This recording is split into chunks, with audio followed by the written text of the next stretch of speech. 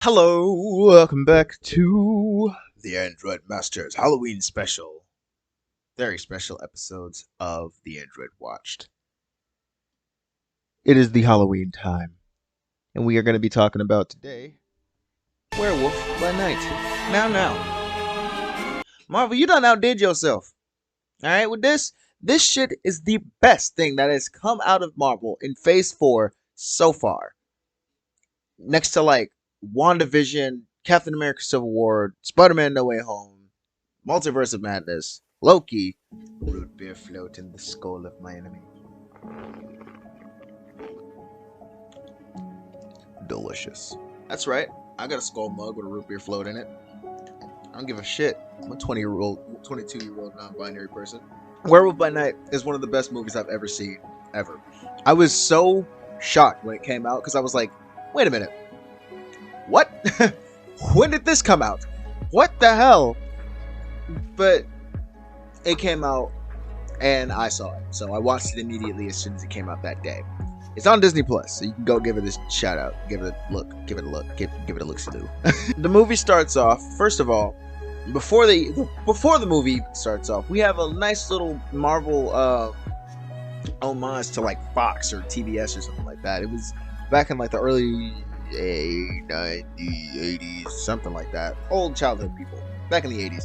When there was a TV special presentation, there would be this nice little rainbow thing, and they'd be like, oh, TBS special presentation. This time it's a Marvel special presentation, because nostalgia.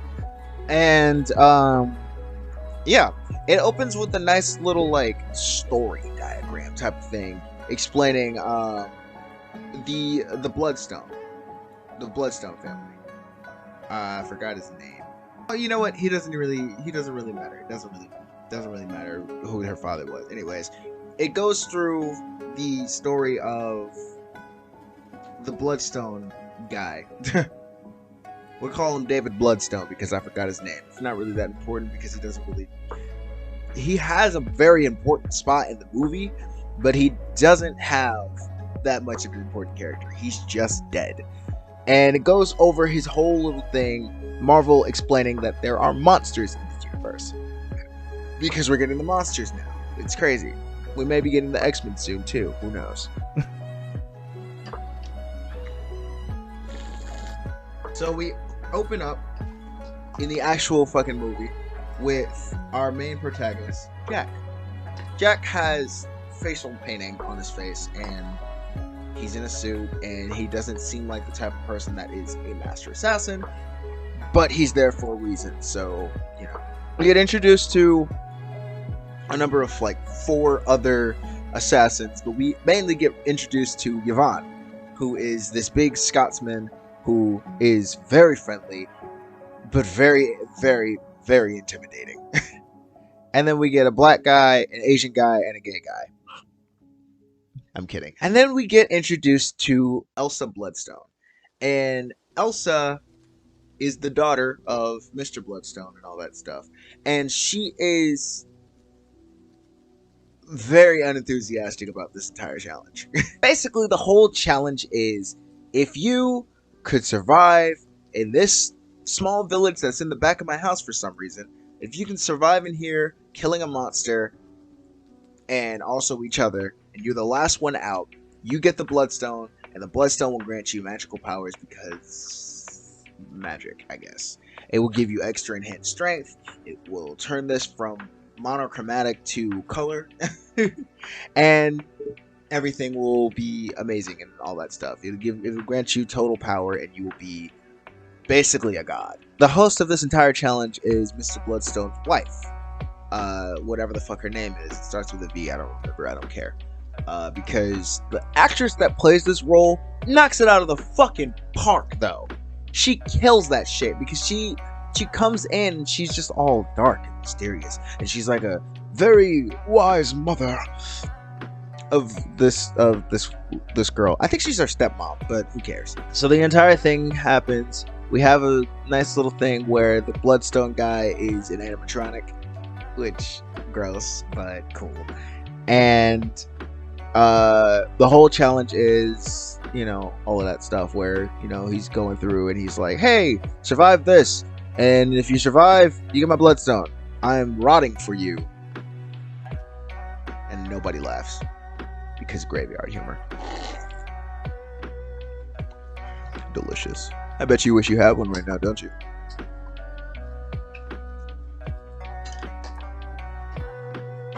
Shit rocks. So, the whole challenge happens. Everybody draws straws. And Jack is the first person to go in. He walks in, he's looking around, and everybody follows. He first runs into Laura. He first runs into Elsa, and he's like, hey, let me just pass by, and we can just get through this. She's like, what? And then Yvonne comes in with the fucking axe, and he almost chops both their heads off, but they run in, and they hide, and all that stuff. Elsa then runs into the guy that could shoot darts, and she chops off his hand with the axe that she stole from Yvonne, and she shoots another arrow through his jaw. This movie is in black and white, so pretty much anything could fucking happen. And then she hides from Yvonne, and, you know, all that stuff. Flash forward to Jack. Jack has a secret inside of this, and he runs into his secret. Well, he has a couple secrets, but we're not gonna get to that. We're gonna get into that later. He runs into his first secret, Man-Thing.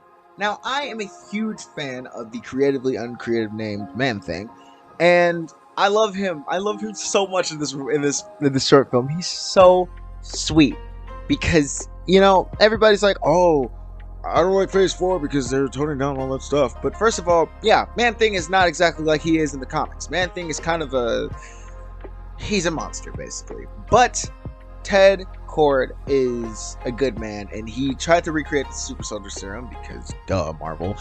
And what happens is he drops into a swamp in Louisiana and becomes the Man-Thing. I love this, though, because everybody's like, oh yeah, those who know fear burn at the Man-Thing's touch. They don't just burn in this movie, they fucking melt. They melt in this movie. Man-Thing is terrifying, but he's beautiful. I love him. So yeah, Man-Thing and Jack, they're besties. They're besties, Your Honor. They love each other. Man-Thing kind of jump scares him, but it kind of dies down because Man-Thing is just like, oh, buddy. And he's just like, oh, Ted, you shouldn't do that. Come on, man. Love you. But you gotta hide. I can't keep bailing you out of everything. And yeah, he's like, all right, I'm gonna get you out. And Jack is, for that matter. Jack's like, all right, I'm gonna get you out, and we're gonna run out of this bitch like crazy, and that's that. Because the whole reason why Jack was here is to save his friend. He wasn't here to get the Bloodstone. He doesn't fucking care. He just wants to get his friend out of here. It isn't too soon until Jack has found out that he's friends with the monster. And the guy that finds out, Man-Thing, comes in and he's just like, Man-Thing grabs him and burns him and melts him and all that shit. So he's dead. Excuse me. Jack runs into Elsa again in a more enclosed area, and Jack makes a deal with Elsa, saying, hey, I can get the Bloodstone for you, but you have to help me free my friend. Simple as that. And Elsa's like, shit, I ain't got nothing to lose. But if you double cross me, I am wringing your fucking neck. Got it? Good. And she remembers that her dad tells her stories that her aunt hides things and stuff like that, because they're basically trapped inside this like chapel thing.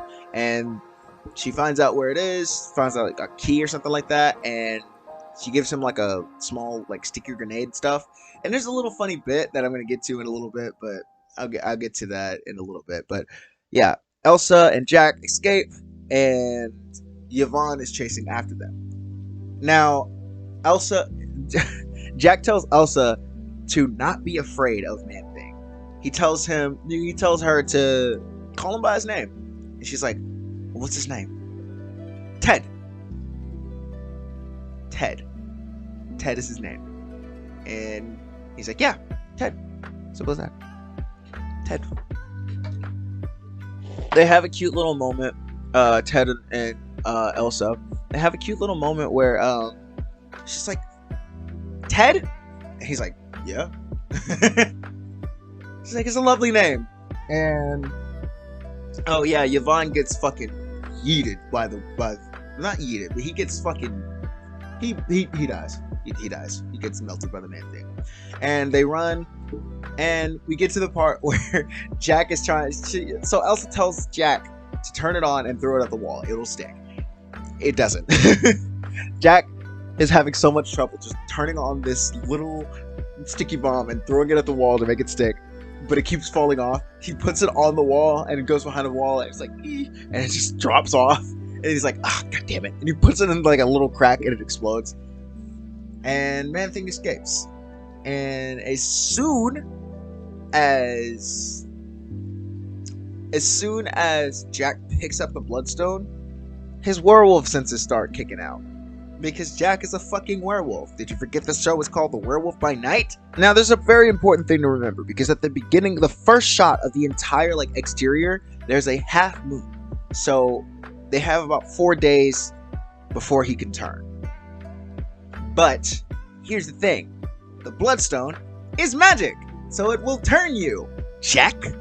They get Elsa and Jack get locked in the cage because the Duchess finds out that Elsa has been working with Jack, and Jack is the fucking werewolf. So they're like, yeah, we're gonna put you in a cave because you two are gonna kill each other. Got it? Good. And Elsa's obviously panicking.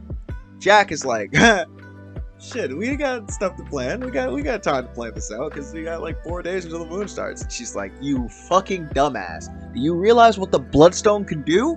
It could turn you into your fucking werewolf form, you idiot. And Jack's like, oh, well, I didn't know that. And there's a whole situation where Jack keeps explaining to her, like, okay, I basically have to get your scent and I have to look you directly in the eyes. That way you can become familiar with me, and this whole situation where I turn into a werewolf, I don't rip your fucking throat out. Got it? Good. And she's like, all right, I got nothing else to lose. So he does it, and the woman comes in, she turns him into a werewolf, and I love this look for the werewolf.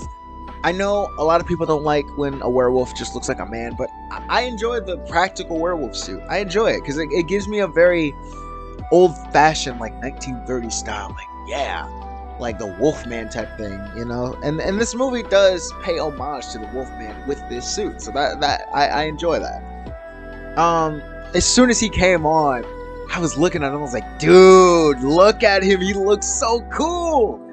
And the fight scenes in this, the stealth scenes where he's going on to another to a gargoyle in the distance, and he's like he's up there, he's in the shadows, and he isn't revealed until he opens his eyes and they're glowing, and I'm like, yo, that's so cool! And he just goes out and he just decimates the entire room with guards and all that stuff, and takes him down. Meanwhile, Elsa's also out there kicking ass, and she executes one of the most brutal deaths in the entire movie, where she puts a sword into a dude's head. It's nuts. It's fucking wild. Anywho, moving on, we get to the part where everybody is out except for Elsa, the Duchess, and Jack. Elsa confronts Jack and is like, yo, it's me, I'm here. And he pounces on her, but she caresses his face and lets him know. She puts her wrist up to his nose to give him her scent because he sniffed her. And I thought that was brilliant. I don't care what Eric Voss says. I don't care what anybody breaking down the analysis says. It wasn't because she treated him like a human. It's because he had her scent. That is smart thinking. That is how you write a werewolf, damn it. Eric Voss saying, oh, treat monsters like humans. Ooh. Well, yeah, obviously, you can treat monsters like human. That's the whole basis of Michael Myers. If you treat Michael Myers like a human, then maybe, maybe when he was a little kid, but maybe he would have been normal. He would have been an artist or something. I don't know. Anyways, moving on to Jack's escape. Jack leaves. Jack fucking dips. Leaving Elsa and her stepmother. The stepmother comes out with a fucking pump. She's like, yo, You ain't getting this goddamn Bloodstone because this shit ain't yours. She said, bitch, that's my rightful name. My last name is Bloodstone. You can't keep my shit. And Swamp Thing comes in like an ex machina, grabs the fucking old lady who obviously knows fear, and just fucking straight up murks her. He burns her alive and yeets her across the room. And Elsa gets the Bloodstone, turns everything from black and white to color, and we have a little cute little moment where, you know, Swamp Thing and Jack have a cute moment in the morning. Swamp Thing hands Jack a little cute little cup with a daisy on it with coffee or something in it, and they're just chilling. They're besties, Your Honor. I love the relationship between Jack and Swamp Thing. They're so cute. And the whole thing about this, because, you know, Moon Knight came out before this movie, and they actually did make a reference to Werewolf by Night by having him. I think it was in the first episode where it was the second episode where he transformed into Moon Knight for the first time, and we saw WWBN like number 11 or something like that, and that was the first issue Moon Knight showed up in. So that's nice. Anywho, I give this a solid 9.5 out of 10 because god damn it, Marvel, you got me again. Marvel really got me again with this shit. Disney, you done outdid yourself. Honestly, I love this movie. Like the CG effects obviously are pretty good because Marvel does that shit because they spend a lot of money on their shit and not their animators.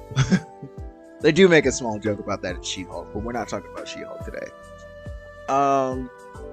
Yeah, I love this movie.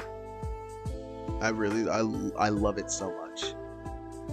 Anyways, thanks for watching this review. Tune in next time when we talk about The Haunted Mansion. Bye. Those who know fear burn at the man-thing's touch. So don't get caught masturbating.